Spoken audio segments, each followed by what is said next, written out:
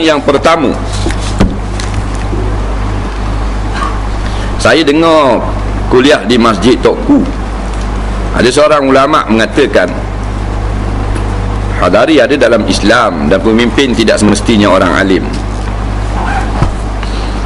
Dan ada pula ustaz mengatakan hukum hudud kalau tidak mampu laksanakan maka tidak wajib. Apa pandangan ustaz? Soalan kedua, boleh tak ustaz buat huraian secara ringkas beriman dengan qada dan qadar, kerana sekiranya saya berbincang mereka mengatakan berfahaman Wahabi. Yang kedua, apa hukum bercukur bayi yang baru lahir yang sering diamalkan oleh masyarakat setempat? Soalan yang pertama ditanya, dia kata ada seorang yang mengajar di Masjid Tokku, dia kata hadari ni ada dalam Islam dan pemimpin tidak semestinya orang alim. Dua soalan. Hadari ni terang semua dah, bahasa Arab. Hadarah, hadar maknanya sekarang. Nampak?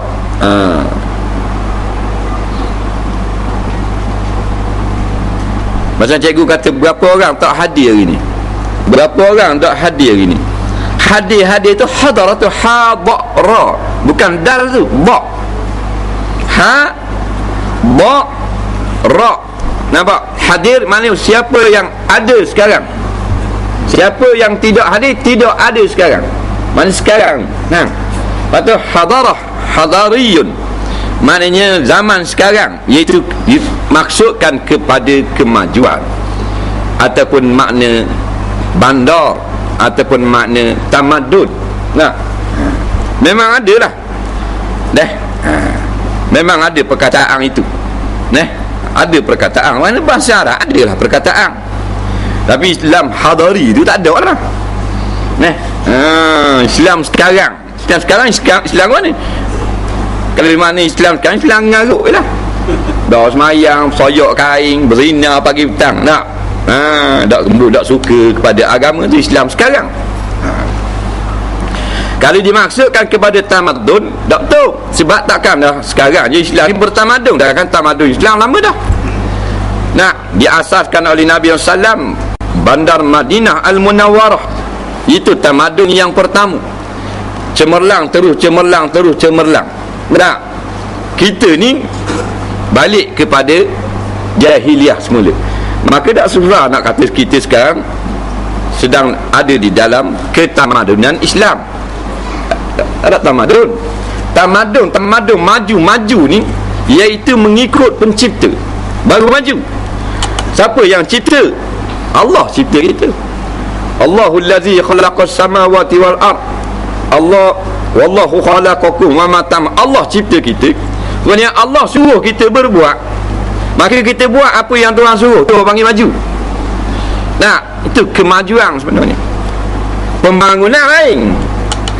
Pembangunan ni bangunan naik. Bangunan. Biar ada maju pun kosong je bangunan.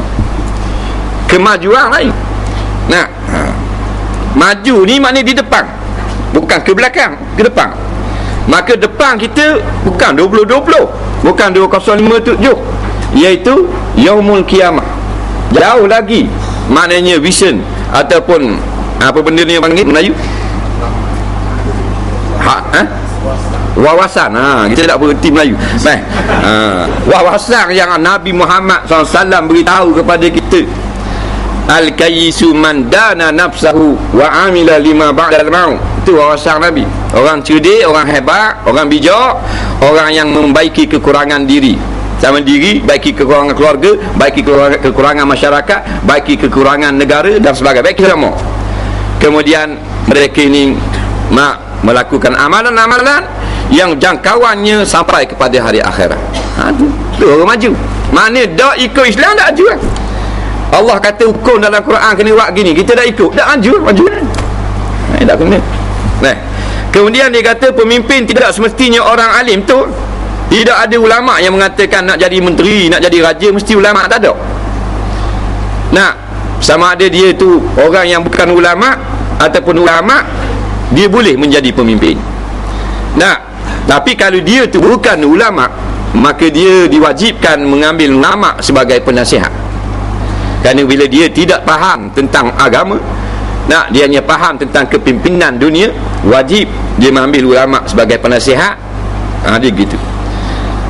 Kalau dia ulama dah tak apa.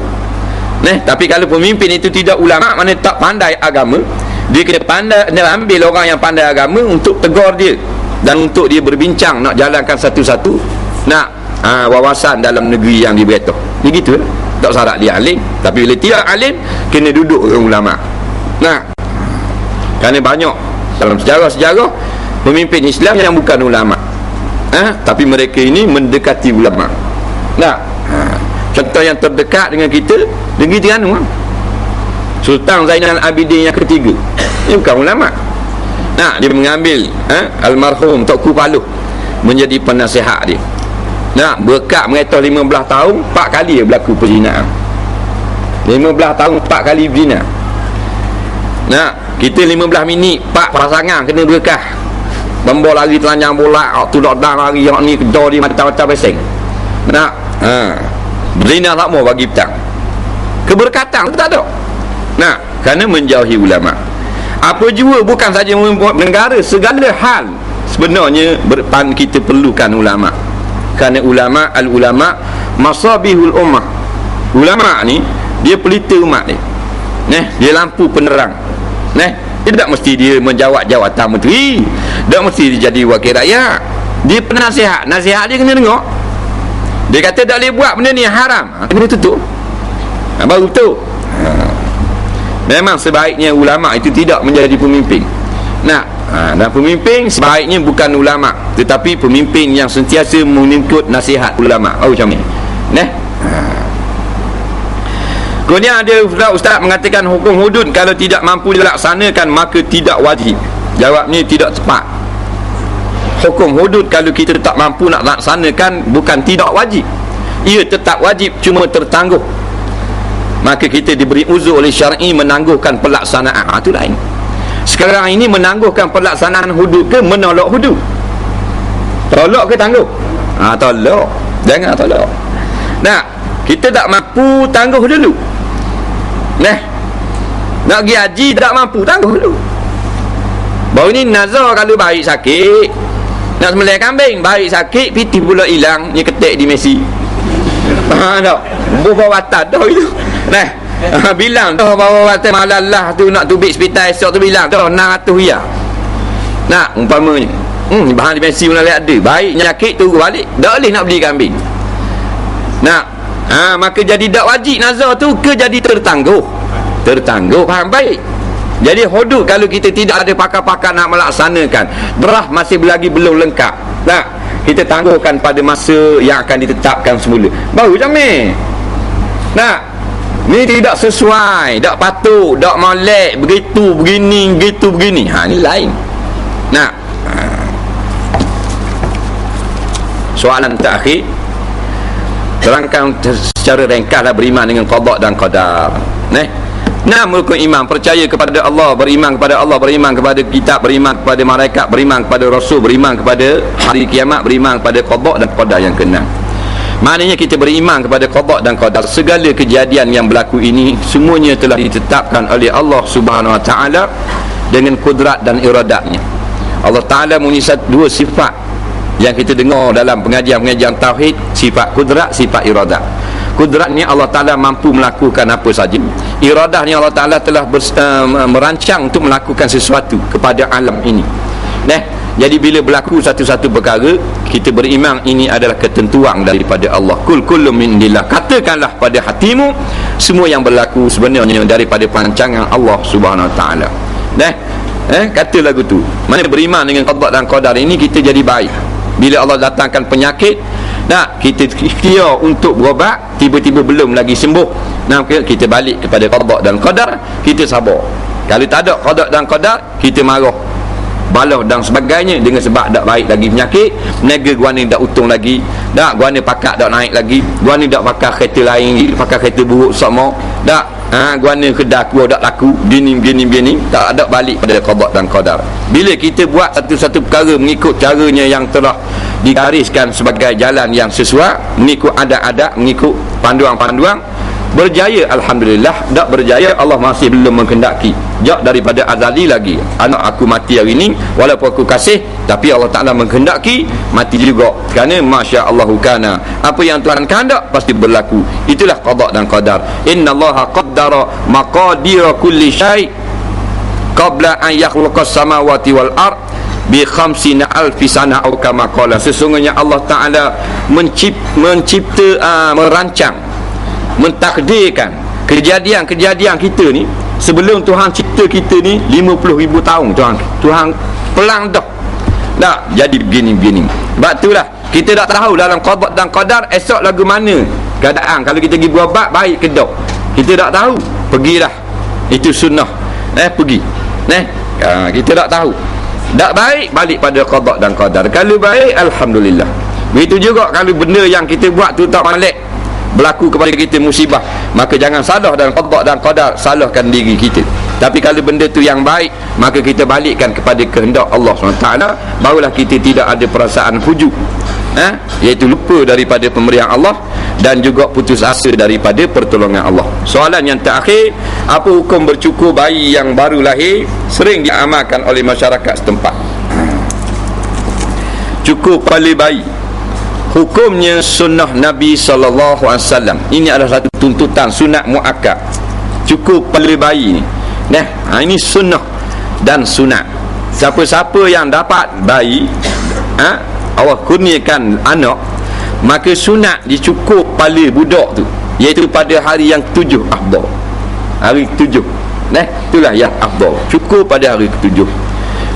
Dicukur kepalanya, wayuh laku ra'suhu, dan dicukur akan kepalanya, kepala budak, yauma sabihi, pada hari yang ke-7 ni. Banyak sangat hadis yang sebut masalah cukur. Cuma pelaksanaan kita sekarang penuh dengan bid'ah. Di antara bid'ah yang diamalkan oleh masyarakat sekarang, iaitulah menggunting sedikit sahaja daripada jambul budak tu. Gunting sikit saja. Itu bid'ah. Boleh gunting sikit masa orang ramai tu, bila dia orang balik cukup bagi licin. Itu sunnah. Kerana membuang segala rambut yang terperangkap dengan darah-darah kotor di dalam rahim mak ni, supaya budak itu ambil tapau, ambil sepenuh sihat wal afiat. Hak bid'ahnya gunting sikit-sikit. Patutnya cukur lah, orang balik cukur. Bid'ah yang kedua, hanya dicukur kepala budak laki-laki saja, budak perempuan tidak dicukur. Sunnahnya laki-laki dan perempuan kena cukur.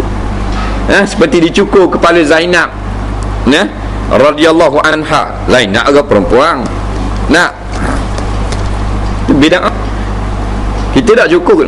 Tak usah anak perempuan lah ni, anak lelaki tak cukur lah. Ayah nak cukur, ayah dengar ustaz kata sunat, mak dia saya cukur lah. Sayang pula rambut ikan perang sikit, muka jadi arwah jasbong apa, faham? Rambut perang ikan mata arwah comel tak?